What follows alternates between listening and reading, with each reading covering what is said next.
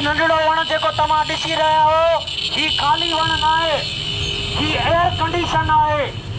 ही air condition जॾहिं तव्हां पंहिंजे दर ते लॻाईंदव, पंहिंजे दुकान जे आॾो लॻाईंदव, मस्जिद में लॻाईंदव, त ही तव्हांखे एयर कंडीशन जहिड़ो मज़ो ॾींदो, तव्हां सोचे बि नथा सघो। तव्हां पाण ई मिसाल ॾींदा आहियो त लस्सीअ जो गिलास पी करे वण हेठां सुम्ही पइजे। ये मिसाल तव्हां पाण ई ॾींदा आहियो, त सोचो ही वण केॾो फ़ाइदेमंद आहे तव्हांजे लाइ। तव्हां जूं बीमारियूं जज़ब करे थो, तव्हांजा पसीना ख़तम करे थो, तव्हांजी गर्मी बर्दाश्त करे तव्हांखे थधिकार ॾे थो।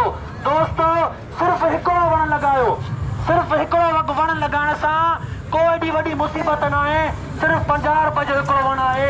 ख़ुदा रा हिकिड़ो वण लॻायो, पंहिंजे बचनि जी ऐं पंहिंजी सिहत बचायो। लॻा पिया आहिनि, दाणा निकिता आहिनि, पगर वहनि था पिया, उहे घटिजी वेंदा। यकीन पुछो, तव्हांखे तमामु घणो फ़ाइदो मिलंदो। हिकिड़ो वण 50 रुपए जो आहे, एॾी वॾी मुसीबत न आहे जेकी तव्हांखे पार करणी पवंदी। हिकिड़ो वण लॻाए करे उनजी परवरिश कयो, उहो हिकिड़ो वण तव्हांखे तमामु घणा फ़ाइदा ॾींदो। 37 ॿारनि खे ऑक्सीजन फराहम कंदो आहे हिकिड़ो निम जो वण। पर ही जेको धुओं आहे, उहो बि वण जज़ब कंदा आहिनि।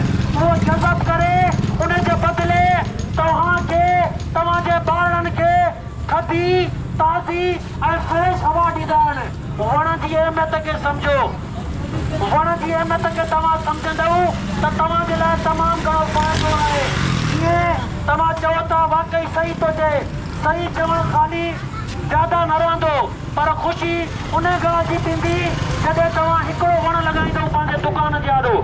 सिर्फ़ु हिकिड़ो वण, सिर्फ़ु हिकिड़ो वण दुकान जे आॾो लॻायो ऐं हुनजी हिफ़ाज़त कयो। यकीन पुछो, ईंदड़ साल 2 सालनि में उहो तव्हांखे फ़ाइदो ॾींदो।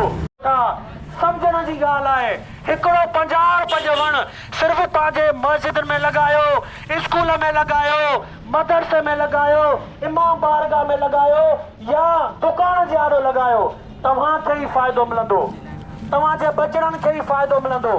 ही तव्हांजा बचड़ा जेके गर्मीअ वटां